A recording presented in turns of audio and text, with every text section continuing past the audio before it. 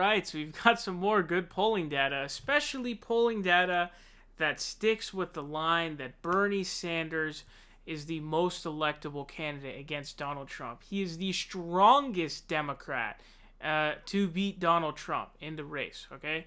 So a new Survey USA general election poll, and by the way, Survey USA polls in the primary do not put Bernie Sanders at the top. This is not like Emerson, where Emerson is always beneficial to Bernie. Nope, not at all.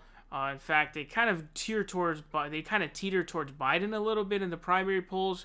So take this with full on handful of salt, because it's really legit. So it has Bernie at 52 and Trump at 43. It's a +9.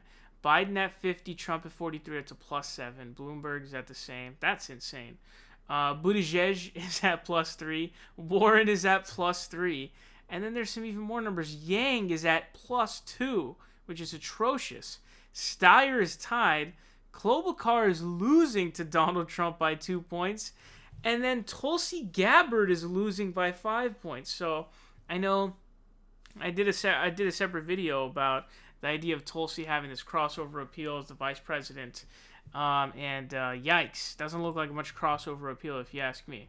But again, we see Warren polling at the bottom of the candidates, and you see Bernie Sanders up at top once again. And this is a consistent thing that we keep seeing, that general election polls. There was a Florida general election poll that also had Bernie Sanders up at top in terms of him having a higher margin of victory against Donald Trump in Florida. So also seen other national GE polls saying this. So this is not like a one-off poll. This is a very consistent thing that we keep on seeing, because it is simply the truth, and it is the case that Bernie Sanders has the absolute best shot to defeat Donald Trump in the election.